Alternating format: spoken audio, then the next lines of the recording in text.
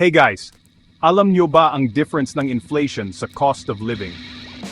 Madalas kasi, pag naririnig natin ang inflation, iniisip agad natin, aba, taas na naman ang presyo.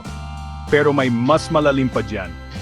Inflation means tumataas ang presyo ng halos lahat, parang lahat ng bilihin sabay-sabay nagmahal.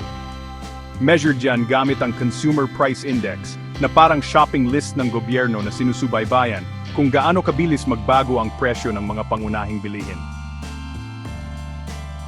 Pwede magka-inflation dahil sa mataas na demand, pagmahal ng production costs, o kaya policy changes.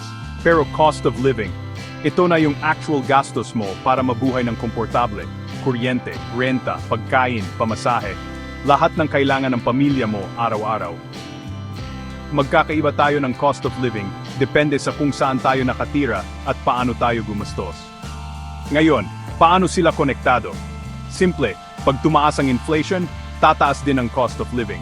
Pero, mas ramdam mo yan kung malaki ang binubuhos mo sa pagkain at kuryente, kasi minsan mas mabilis pa magtaas presyo ng essentials kaysa record ng inflation.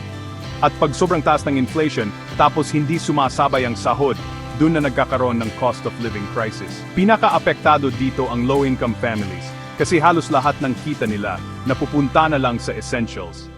Kaya, kahit bumagal ang inflation, hindi ibig sabihin na bababa agad ang presyo. Matagal bago makabawi ang bulsa, kaya dapat laging alerto sa galaw ng presyo.